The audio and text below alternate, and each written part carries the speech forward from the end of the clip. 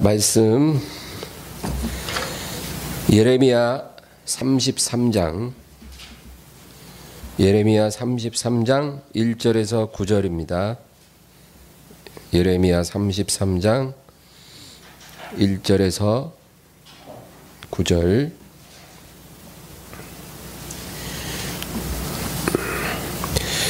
우리 다 같이 읽습니다. 예레미야가 아직 시위대 뜰에 갇혀 있을 때 여호와의 말씀이 그에게 두 번째로 임하니라. 이르시되 이를 행하시는 여호와, 그것을 만들며 성취하시는 여호와, 그의 이름을 여호와라 하는 이가 이와 같이 이르시도다. 너는 내게 부르짖으라. 내가 내게 응답하겠고 네가 알지 못하는 크고 은밀한 일을 내게 보이리라. 이스라엘의 하나님 여호와께서 말씀하시니라. 무리가 이 성읍의 가옥과 유다 왕궁을 헐어서 갈대아인의 참호와 칼을 대항하려 싸우려 하였으나 내가 나의 노여움과 분함으로 그들을 죽이고 그들의 시체로 이 성을 채우게 하였나니, 이는 그들의 모든 악행으로 말미암아 나의 얼굴을 가리어 이 성을 돌아보지 아니하였음이라. 그러나 보라, 내가 이 성읍을 치료하며 고쳐 낫게 하고 평안과 진실이 풍성함을 그들에게 나타낼 것이며, 내가 유다의 포로와 이스라엘의 포로를 돌아오게 하여 그들을 처음과 같이 세울 것이며, 내가 그들을 내게 범한 그 모든 죄악에서 정하게 하며 그들이 내게 범하며 행한 모든 죄악을 사할 것이라. 이 성읍이 세계 열방 앞에서 나의 기쁜 이름이 될 것이며 찬송과 영광이 될 것이요, 그들은 내가 이 백성에게 베푼 모든 복을 들을 것이요, 내가 이 성읍에 베푼 모든 복과 모든 평안으로 말미암아 두려워하며 떨리라. 아멘. 할렐루야. 오늘 우리가 읽은 본문은 하나님께서 우리 가운데 어떻게 일하시는지 중요한 통찰을 우리에게 주는 본문입니다. 특별히 보세요. 1절에 예레미야가 아직 시위대 뜰에 갇혀 있을 때 여호와의 말씀이 그에게 두 번째로 임하니라. 예레미야가 시위대 뜰에 갇힌 이유는 그가 백성들이 원하는 예언을 하지 않았기 때문에, 왕이 원하는 예언을 하지 않고 하나님이 전하라고 하는 말씀을 전했기 때문에. 그래서 예루살렘이 함락되리라, 하나님 그렇게 말씀하셨거든요. 근데 여러분 보세요. 지금 어떤 목사가 3년 안에 북한이 남침하여 서울이 함락되고 대한민국이 패전할 것입니다. 이렇게 말하면 여러분 그 목사 제명에 못 살아요. 말이 안 되잖아요. 누가 그런 망령된 말을 함부로 하겠어요. 그 예레미야가 그 당시에 그랬다니까요. 여호와의 말씀이니라 이렇게 전하는 선지자는 예레미야 말고도 많거든요. 근데 모든 선지자가 다 바벨론이 물러가고 우리가 승리하리라, 하나님이 말씀하시니라 이렇게 예언을 해요. 그런데 예레미야만 유독 예레미야는 함락될 것이고 포로로 끌려갈 것이고 유다는 망할 것입니다. 그러니까 자기 집에 편히 있을 수가 없죠. 시위대 뜰에 갇힌 거예요. 그런데 이 예레미야가 시위대 뜰에 갇혀서 무슨 기도를 했을 것 같으세요? 아마 저라면 하나님, 저 너무 괴로워요. 제가 빨리 풀려나서 제 집에 돌아가게 해주세요. 저 너무 힘들어요. 저 이제 은퇴할래요. 저 돌아가게 해주세요. 저 같으면 그렇게 기도했을 거예요. 아마 예레미야도 너무 괴로우니까 그렇게 기도했을 거예요. 예. 그런데 하나님이 응답을 주시는데 3주 뒤에 집에 돌아가게 될 것이니라. 이런 응답을 주셔야 되잖아요. 근데 그게 아니라 엉뚱한 말씀을 주셨다 그 말이에요. 뭐라 그러냐면 2절에 이를 행하시는 여호와 그것을 만들며 성취하시는 여호와 그의 이름을 여호와라 하는 이가 이와 같이 이르시도다. 여러분 2절은 뭔 얘기냐면 하나님이 가만히 계신 하나님이 아니고 부지런히 일하시는 하나님이라는 거죠. 하나님이 세우신 계획을 성취하시기 위해 하나님은 주무시지도 않고 졸지도 않고 늘 일하시는 하나님. 여러분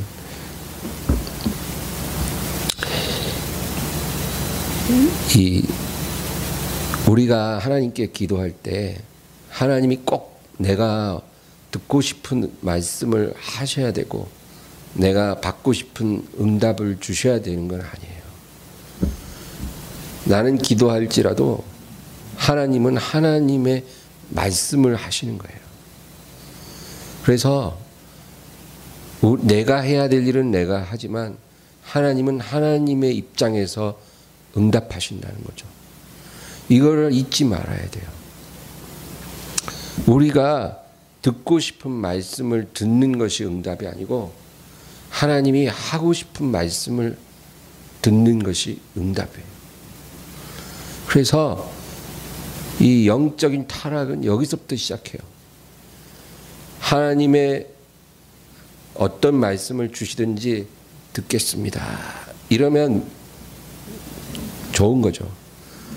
그런데 자꾸 마음이 변질돼서 내가 듣고 싶은 말씀을 듣고 싶은 거예요. 하나님이 무슨 말씀을 하시든지 듣는 그 믿음이 아니고 내가 듣고 싶은 말을 듣고 싶어 하는 믿음이에요. 그 벌써 영적으로 변질된 거예요. 여러분 요즘에 하나님 믿는 사람들이요, 이 영적으로 그렇게 변질돼 버렸어요. 그래서 듣고 싶은 목사 찾아다니고 듣고 싶은 말씀 주는 교회 찾아다녀요. 정말 내가 듣고 싶은 말씀이 아니라 하나님이 주시는 말씀을 전하는 목사님 찾고 교회 찾는 건 좋은 거예요. 그러나 그게 아니라 내가 듣고 싶은 말을 해주는 교회, 내가 듣고 싶은 말씀 전해주시는 목사님 찾아다니기 시작하면 그게 바로 영적인 타락이에요. 주여 주여 한다고 다 온전한 거 아니거든요. 하나님이 원하는 모습으로 믿어야 돼요. 그래서 예레미야가 뜰에 갇힌 것이 하나님이 주신 말씀 전에서 갇혔다는 거죠. 그러니까 그 시대가 굉장히 타락한 시대예요. 그래서 예레미야가 기도하는데 하나님이 말씀 주셔요. 그것도 예레미야가 원하는 말씀이 아니라 하나님이 주시는 말씀이죠. 그런데 3절을 보면 너는 내게 부르짖으라 내가 내게 응답하겠고 내가 알지 못하는 크고 은밀한 일을 내게 보이리라. 부르짖으라 이 말은 하나님을 구하라는 거예요. 하나님을 구하라. 뭔가 네가 받고 싶은 거 달라고 구하라 그 얘기가 아니라 하나님을 구하라. 여러분 기도가 똑같은 게 아니에요. 하나님 돈 100만 원 주세요. 돈 1000만 원 주세요. 이렇게 기도하는 기도도 있지만 하나님을 구하는 기도, 그 기도를 하라는 거예요. 하나님을 구하라. 그래서 하나님이 부르짖으라는 거예요. 빨리 집에 돌아가게 해달라고 부르짖으라 그 말이 아니고 하나님을 구하라. 하나님의 말씀을 구하고 하나님의 얼굴을 구하는 것. 그게 우리가 해야 할 일이다. 여러분, 우리가 하루 24시간 중에 하나님을 얼마나 구하고 삽니까? 네? 정말 24시간 중에 1시간만이라도 하나님을 구해야 되는 거 아니에요? 하루에 24시간 중에 1시간도 하나님을 구하지 않으면 정말 그 사람이 하나님을 부르짖어 구하는 사람이라고 할 수 있을까요? 아마 아니라고 하실 거예요. 내가 지금 어떤 처지에 있든지 그게 중요한 게 아니에요. 내가 몸이 아파도 아플 수도 있고, 내가 정말 아침부터 하루 종일 일해야 하는 그런 처지에 있을 수도 있지만, 내가 정말 결심하면 하루 24시간 중에 1시간만이라도 하나님을 구할 수 있지 않을까요? 우리가 적어도 그 정도 마음으로 하나님께 나아갈 때 그게 하나님을 부르짖는 거죠. 정말 그런 모습조차 없는데 우리가 하나님께 뭘 요구할 수 있겠어요? 하나님은 우리가 구하지 않아도 아들을 주셨지만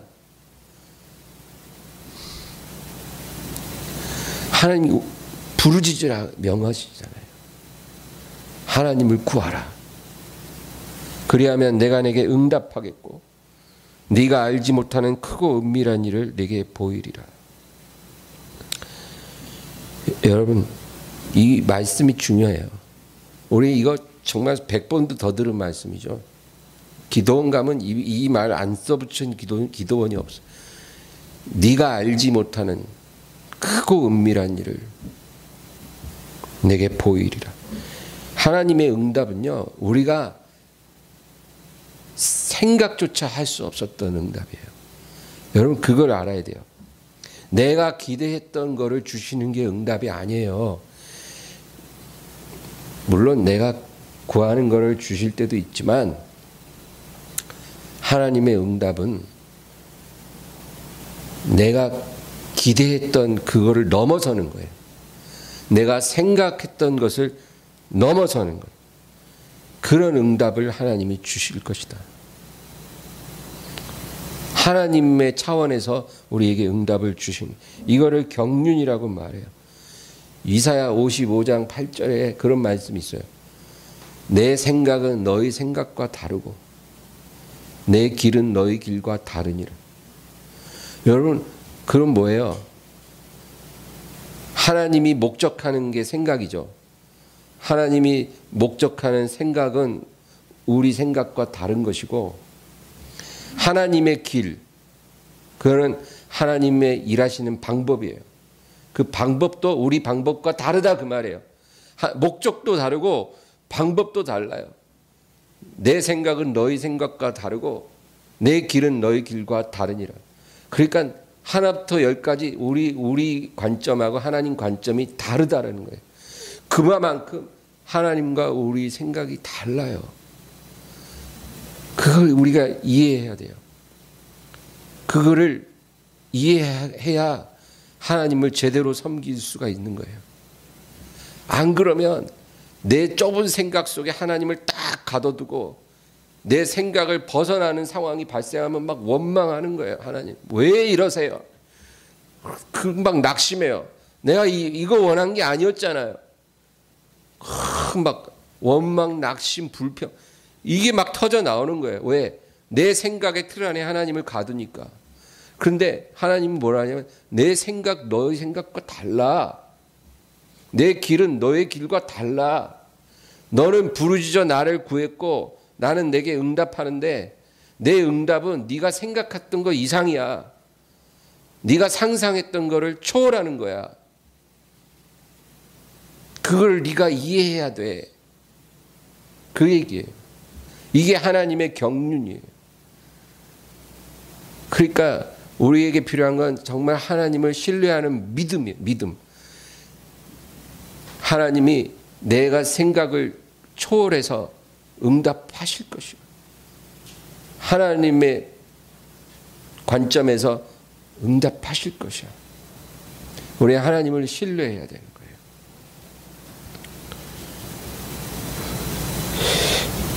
그래서 하나님이 이제 4절부터 9절까지 뭐라 그러는 거예요? 이거 쭉 읽어보면 나오는데 그 얘기가 뭐냐면 지금 상황이 예레미야가 갇혀있는 상황이요. 지금 바벨론 군대가 예루살렘을 포위하고 있거든요. 그런 상황이 아직 함락되기 전이에요. 그리고 모든 백성들은 이 공성전에서 우리가 승리할 수 있다. 그러고 있는 상황이에요. 그런데 예레미야는 주구장창 이 성은 함락될 것이다. 그리고 너희들은 다 포로로 잡혀갈 것이다. 그렇게 예언을 했기 때문에 지금 갇힌 거거든요. 그런데 하나님이 지금 갇혀있는 예레미야에게 뭐라 그러냐면 내가 너희를 심판한 후에 너희를 회복시킬 것이고 너희는 포로로 끌려갔던 곳에서 돌아오게 될 것이고 그리고 내가 너희를 정결케 할 것이고 이 예루살렘 성을 온 세계 위에 나의 기쁜 이름이 되고 찬송과 영광이 되고 모든 세상 사람들이 내가 이 백성에게 베푼 복을 들을 것이고 내가 이 성읍에 베푼 모든 복과 평안으로 말미암아 두려움에 떨리라. 그러니까 여러분 이 4절에서 9절까지 내용은 뭐냐면 앞으로 한 3,000년 동안 일어날 일을 하나님이 말씀하신 거예요. 지금 예레미야는 아유 주여 나 너무 힘들어요. 집에 보내주세요. 나 지금 갇혀있는 상황이 너무 괴로워요. 하나님 나 좀 살려주세요. 이렇게 기도하고 있는데 하나님이 네가 알지 못하는 크고 은밀한 일을 내가 너에게 말해주겠다. 그러면서 이 백성은 심판 후에 다시 돌아올 것이고 회복될 것이고 고침받을 것이고 이 성읍은 온 세계 위에 영광의 이름이 될 것이다. 그 얘기를 하고 계신 거예요. 여러분 이 하나님이 우리를 다루시는 방법이 스케일이 이렇게 달라요. 우리는 눈앞에 있는 문제만 빨리 해결됐으면 좋겠지만 하나님은 우리 인생 전체를 보고 있어요.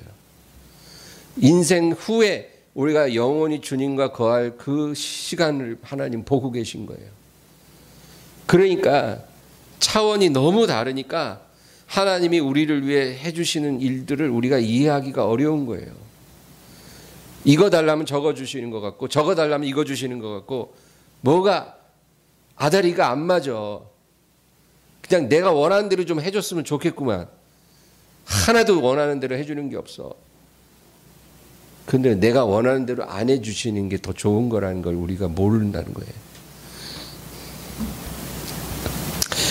하나님은 지극히 원대하시고 지혜로우시고 선하시고 은혜로우십니다. 그래서 여러분 최상의 해피엔딩을 준비하세요. 저와 여러분 각각의 삶에 인생에 가장 아름다운 해피엔딩을 준비하고 계세요. 믿으세요? 그 결론을 딱 하나님이 내려놓고 거기에 우리가 다가가는 그 과정은 하나님 비밀로 감추시는 거예요. 그리고 하나님 뭐라 하냐면 그 모든 과정을 네가 조정하려고 하지 말고 알려고도 하지 말고 너는 나를 믿어. 내가 너를 가장 아름답게 인도해서 가장 아름다운 결론으로 마무리 지을 때까지 너는 나를 믿으라. 나를 신뢰하라. 그리고 나를 구해. 나를 부르짖어. 어디 있든지 어떤 상황에 있든지 아침이든 저녁이든 언제든지 너는 나를 구해. 그러면 네가 할 일은 다 한 거야. 내가 너를 이끌어 가는 대로 나를 믿고 따라와. 그거예요. 여러분 그게 신앙이에요. 뭐 자꾸 알라 그러지 마세요. 뭐 알 필요가 뭐가 있어요? 어디 가서 자꾸 무슨 예언 받고 그런 거 좋아하지 마세요. 그 예언 받기 좋아하는 사람들 그 심리가요. 그 점집 가는 거랑 비슷한 거예요. 궁금한 거야. 이 사업이 잘 될지 안 될지. 우리 애가 이번에 대학 갈지 안 갈지 궁금한 거예요. 그러니까 예언하는 분들한테 아들, 딸 데리고 가갖고 기도 받는 거야. 이번에 대학 붙을지 안 붙을지 궁금하니까. 이 아이가 어느 길로 가는 게 옳을지 좀 말해줬으면 좋겠고. 그런 거 너무 좋아하지 마세요. 예언 기도가 있지만 그런 거 좋아하는 마음이 건강치 않다. 그 필요가 없어요, 사실은. 그런 거 아니라도 하나님 말씀으로 우리가 딱 신뢰하면 하나님이 인도하셔요. 최고의 길로, 최고의 결론으로 하나님이 우리를 인도해 주셔요.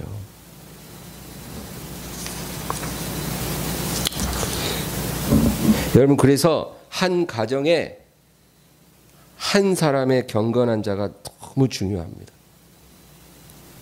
하나님이 일하시는 그 방법이 있어요. 한 가정에 한 사람이에요. 그 사람이 남편이든 아내든 아들이 될 수도 있고 딸이 될 수도 있어요. 그 한 사람의 경건한 자가 그 가정의 영적 지도자예요. 이 한 사람으로 인해서 그 가정을 하나님이 구원해 주세요. 그래서 한 가정에 경건한 자 한 명만 있으면 돼요. 그 사람 때문에 구원하신다니까요. 한 성을 구원하려면 의인 10명이 있어야 되지만 한 가정을 구원하기에는 의인 1명이면 좋게요. 롯의 가정이 롯 때문에 딸들이 구원받은 거고, 기생 라합이 그 한 여인으로 인해서 그 온 가정이 다 살았어요. 그게 성경이 말하는 거예요. 한 사람의 경건한 사람만 있으면 된다니까요. 그 사람 때문에 하나님이 그 가정을 지켜주세요. 그러나 또 조심할 거는 한 사람의 불경건한 사람으로 온 가정이 다 망해요.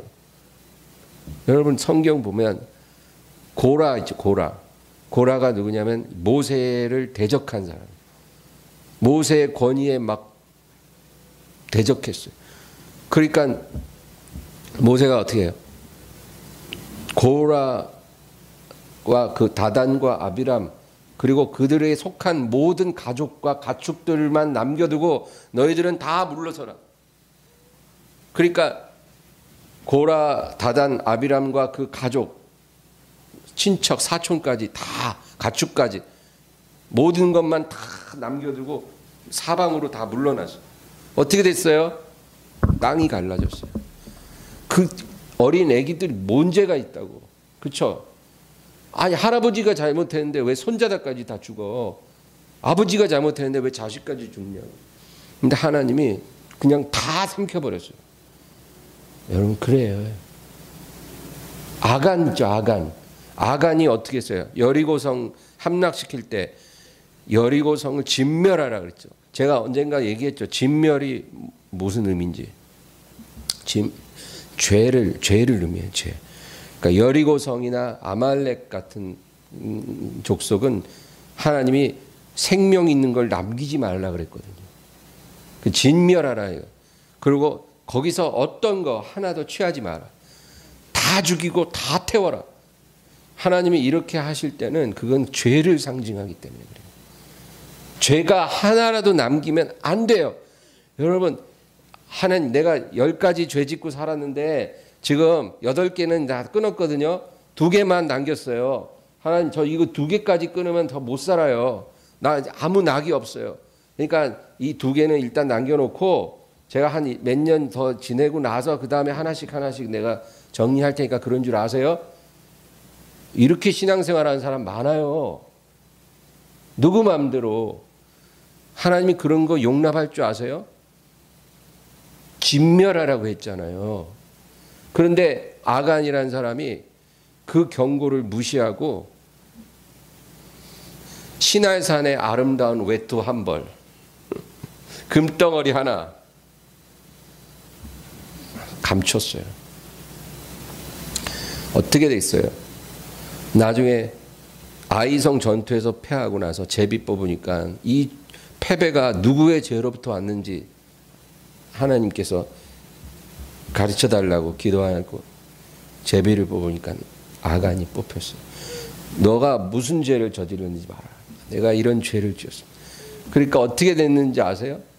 아간과 그 온 가족, 그 모든 재산 다 죽이고 돌무더기를 쌓았어요. 돌무더기. 거기다가.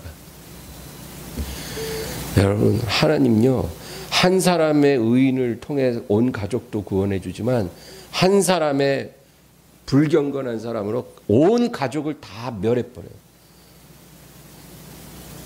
이게 무서운 사실이에요. 예레미야 시대에, 여러분, 이 예레미야 시대에 예레미야가 선지자로서 경고했는데 예루살렘 사람들이 그 말을 듣지 않았어요. 그래서 결국은 심판을 받았어요. 요나가 니느웨 성에다 경고했을 때 니느웨가 회개하고 살았는데 똑같은 상황에서 예레미야의 경고를 예루살렘 성은 듣지 않았어요. 니느웨 성하고 예루살렘 성하고 뭐가 달라요? 하나님 모르는 거예요. 죄가 가득해요. 심판이 임박했어요. 똑같아요. 근데 요나가 경고했을 때 이 니느웨 사람들은 들었고 예레미야가 경고했을 때 예루살렘은 듣지 않았어요. 그래서 결론이 달랐잖아요.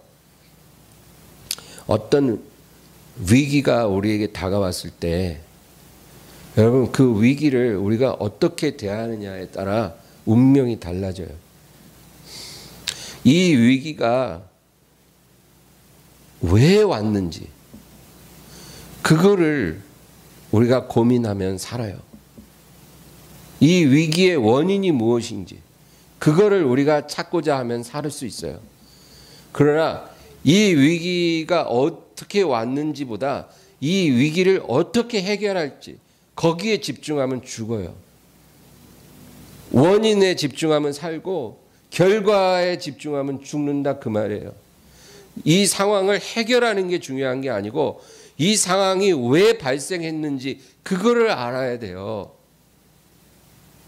근데 예루살렘이 망한 이유는 하나님의 심판이 다가오는데 왜 심판이 다가오는지 그 원인을 찾지 않고 이 상황을 어떻게 해결할까? 지금 갈대아 군대가 포위하고 있는데 이 상황을 어떻게 해결할까? 그래서 애굽에다가 원군을 청하고 그리고 지금 어떻게 성을 방비하고 어떻게 군수물자를 조달하고 그리고 어떻게 해야 저들이 공성전할 때 우리가 저걸 퇴치할 수 있는지 밤낮 그것만 고민했어요. 갈대아 군대를 이길 방법만 찾았다 그 말이에요. 그런데 못 이겼어요. 그래서 망했어요. 그러니까 우리 똑같아요. 어떤 위기가 왔을 때 그걸 해결할 방법에 고민하면은 그거를 해결하든 못하든 상관없이 망해요. 왜냐하면 그 위기를 하나님이 주실 때는 이게 왜 왔는지 그 원인을 알고 그 원인을 해결하라. 그래서 하나님이 그 위기를 허락하신 거거든요. 하나님께 돌아가야죠. 하나님께 돌아가야 돼. 하나님을 떠났기 때문에 이 위기가 왔으니까 돌아가라. 그게 답이에요. 지금 포위한 갈대아 군대들은 중요한 게 아니에요. 지금 하나님께 회개하고 돌아가면 모든 건 다 해결되는 거예요. 근데 돌아갈 생각은 안 하고 이 상황을 어떻게 해결하나 이 상황을 이러고 앉아있다 그 말이에요. 오늘 본문 4절 보세요. 4절 읽어볼까요? 이스라엘의 하나님 여호와께서 말씀하시니라. 무리가 이 성읍의 가옥과 유다 왕궁을 헐어서 갈대아인의 참호와 칼을 대항하여 싸우려 하였으나 그렇죠? 여기까지. 하나님이 뭐라 그래요? 이 성읍의 가옥과 유다 왕궁을 헐어서 갈대아인의 참호와 칼을 대항하여 싸우려 하였다. 그러니까 지금 이 상황을 해결할 방법만 찾고 있다 그 말이에요. 그런데 그 뒤에 쭉 읽어볼까요? 내가 나의 노여움과 분함으로 그들을 죽이고 그들의 시체로 이 성을 채우게 하였나니 이는 그들의 모든 악행으로 말미암아 나의 얼굴을 가리어 이 성을 돌아보지 아니하였음이라. 지금 아직 일어나지 않은 일을 일어난 것처럼 하나님이 말씀하시는 거예요. 너희들이 왕궁과 가옥을 헐어 갈대아인을 싸우는 군수품 조달하려고 막 궁리하고 이러고 노력하는데 두고 봐라. 내가 나의 노여움과 분함으로 너희를 죽일 것이고 너희 시체로 이 성을 채울 것이고 너희의 모든 악행으로 말미암아 나의 얼굴을 가려 이 성을 돌아보지 않을 거야. 하나님이 말씀하시는 거예요. 여러분, 그래서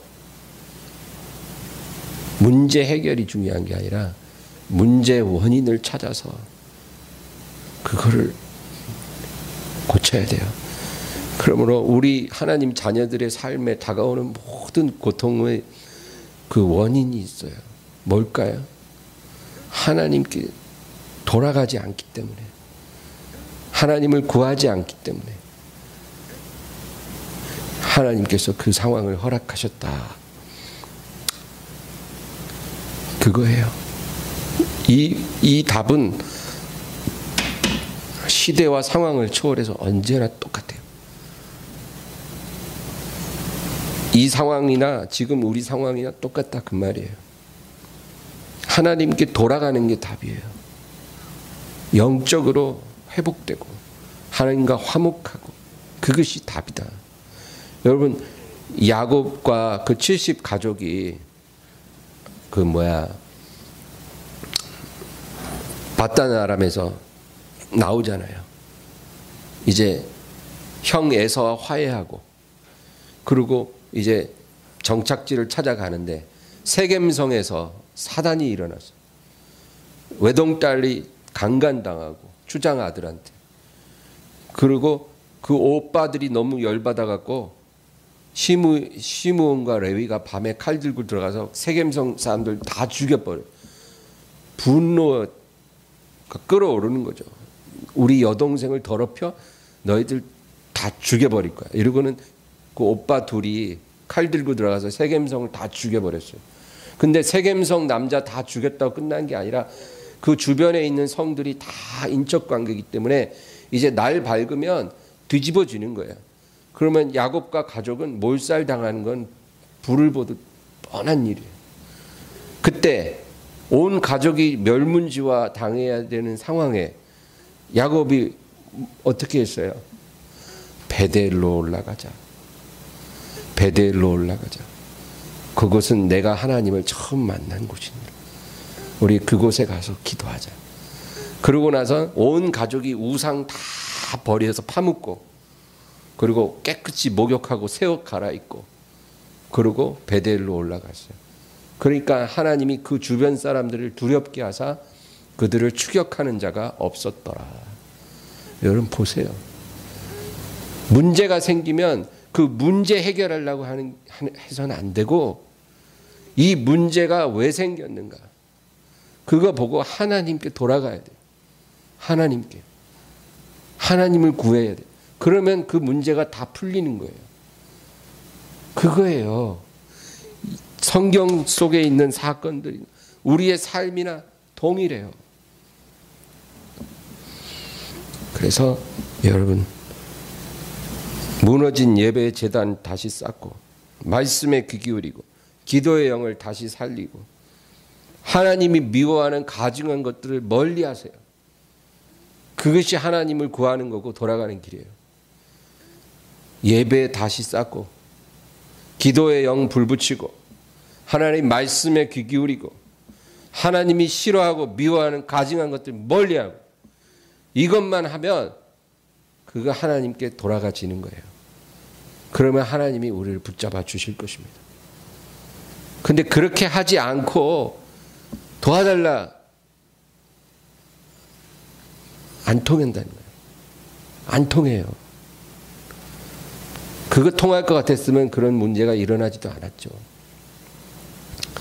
그래서 오늘 이 말씀 기억하면서 여러분 하나님께 돌아가서 구원을 받은 니느웨 백성같이 우리도 그와 같이 그렇게 되기를 기도하는 저와 여러분 되기를 주의 이름으로 축원합니다.